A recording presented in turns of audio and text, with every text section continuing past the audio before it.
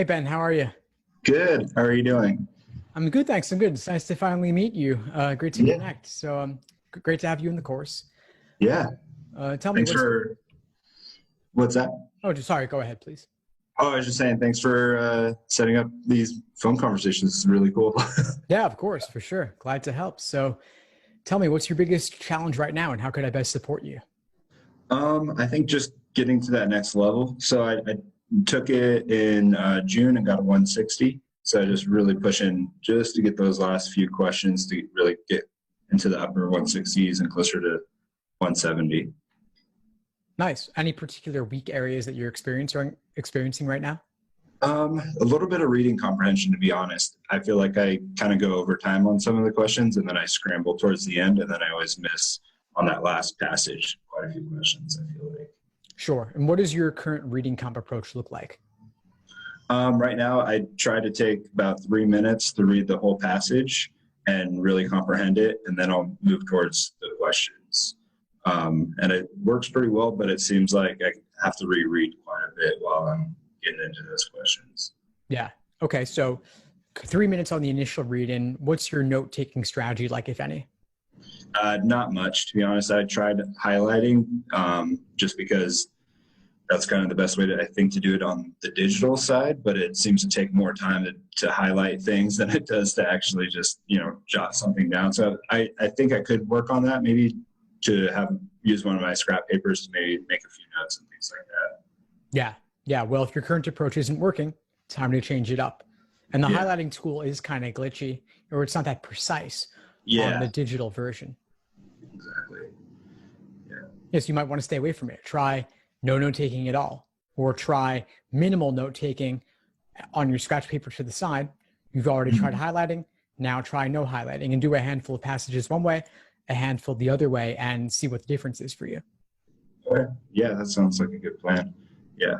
Do you recommend maybe still with the note taking by hand? Would you recommend still going maybe like paragraph by paragraph just to get the main point? Or Yeah, that seems fine to me. That seems perfectly reasonable, recognizing that paragraphs generally, those distinctions generally mean there's different topics or a shifting in focus. Not always the case, but as long as you keep that in mind and just say, okay, well, I'm using this as a general way to organize my information, my summaries, then that's fine. mm, awesome. Yeah, another thing that I've been struggling a little bit too is the replace the rule questions on logic games. So I can make the inferences, I can do really well on that. But then when it comes to that one or two questions per section about replacing the rule, I seem to always miss that one. Yeah, that's a very common question I get. And there's a solution to it, which is drill them. So Mhm. in one day, in one sitting, do several games in a row that contain rule substitution questions, solving only that question, meaning you do the setup, you make your inferences, maybe you do the orientation question just to get yourself warmed up, and then you solve only that replace a rule question. That's it. Okay. Then you'll start to see the patterns involved in how to approach them. And I have a resource on this that I'll send you, as well as a list of every replace a rule question that has ever appeared on the exam.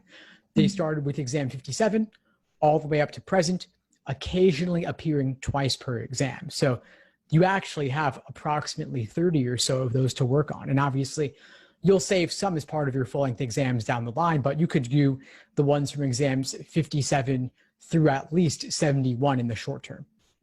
Okay. That's awesome. Yeah, that'd be super helpful. And then with logical reasoning, there's the questions that are always like taking the same information, what matches this? So like if does that Yeah, parallel.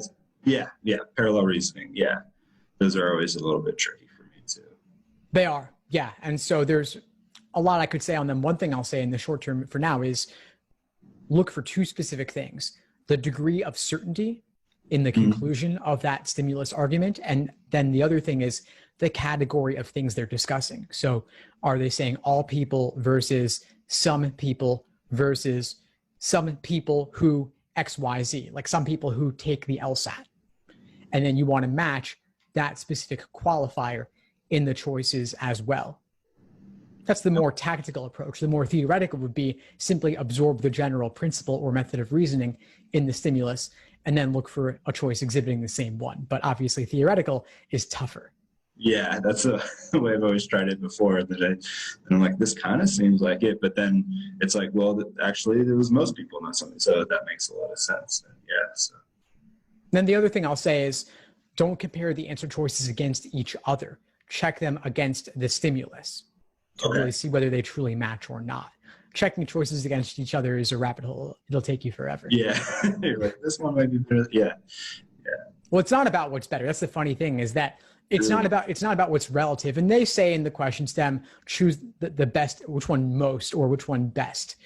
But in reality, typically what you'll find is that for parallels, one matches it very closely. Like it's a virtual carbon copy simply with a different topic. It's very rare that one is very similar and one is only somewhat similar. Or just like for strengthening questions, typically one strengthens, 4 don't, one weakens, 4 don't. You might occasionally see one that weakens a little bit, whereas the other one weakens far more, but it's going to be a significant difference. Okay. Yeah. Yeah. I think it's about finding that obvious answer. And doing it quickly. I think that's where I can definitely improve with logical reasoning. Nice. And that's the area to focus. And when are you taking the exam? End of August, actually. So I've got less than a month now. Okay. So it sounds like you found some particular weak areas to focus on. I would say parallel reasoning, that's a tougher question type. So you might want to drill those on the side a little bit, but I wouldn't make it a major focus since there aren't that many of them on the exam period.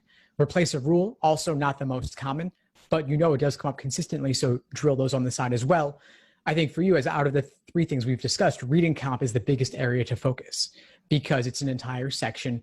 And actually on the flex, reading comp matters a bit more because there's only 3 sections and every question's worth the same. So reading comp's actually the largest percentage of questions. So I want you to spend some time figuring out your approach. Do you like summaries? Do you not? How in depth do you want those to be? And do a handful of passages one way, a handful another way to see what feels best and also what gets you the most points. Okay. Yeah, I think that's what I'll really drill down. When I was doing prep before, the logic games were kind of fun, so I was always doing those. And then then I could do the logical reasoning, wasn't too bad either, but I just struggle a little bit with like just sitting down and doing reading comp over and over and over again because it's so much verbiage and concentration. So but I got to just do it, I guess. Yeah, just buckle down and do it. You'll be done in less than a month. Yeah, sounds great. Yeah, I'll definitely do my best.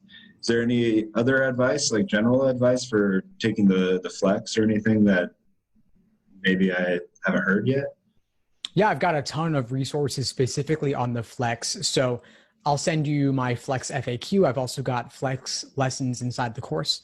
So I've done a ton of general Q&A covering the basics on there. Right. If you ever have any specific questions, definitely reach out. But I'd say for you, at least at this point, make sure you're doing your practice tests online from LSAT. Yeah, I mean, those are the major questions I had for you, and I don't know what else to ask at this point. No, that's great, Ben. Well, please keep in touch and let me know if you need anything moving forward. I'm happy to help over this next month. And so just give it your all. You'll be done soon. Awesome. Thanks so much for your time, though. I really appreciate it, and looking forward to getting my score up. So. Fantastic, Ben. I'll hope to see you in class soon. Awesome. Have a good one. Thanks for tuning into the show. Please subscribe if you haven't done so already to be notified of new episodes as I release them.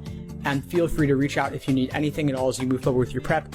I'm happy to help however I can. In the meantime, I'll wish you all the best and take care.